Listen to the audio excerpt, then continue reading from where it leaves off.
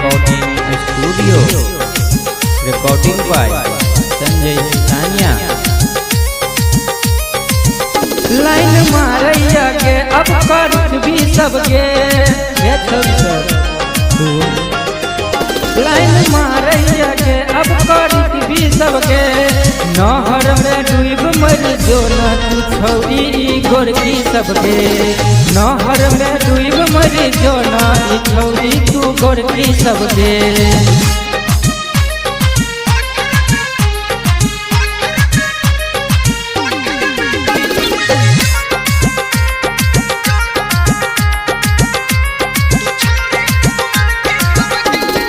नया नया कपड़ा पहिर के हम नया नया कपड़ा पहिर के हम खोजे छी कन्याकुमारी। नया नया कपड़ा पहिर के हम खोजे छी कन्याकुमारी। कियो तो सटतै चाहे तो पटतै घूमै छी पल्सर गाड़ी। लाइन मारैया के अब कर भी सबके पोखर में डूब मर जो न छौरी गोरकी सबके नहर में डूब मर जो न छौरी गोरकी सबके।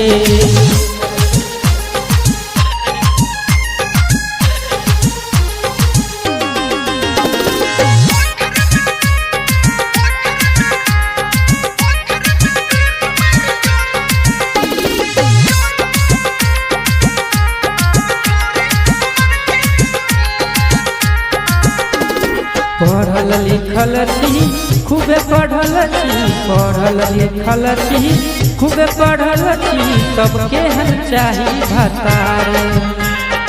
और बता दे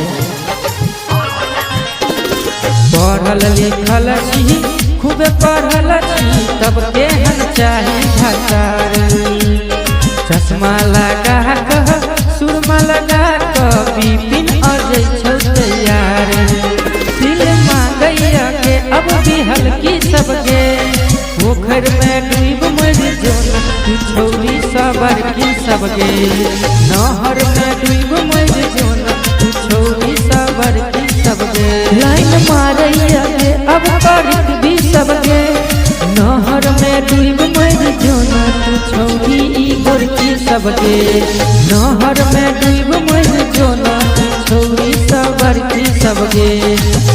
कियो तो पटा ले।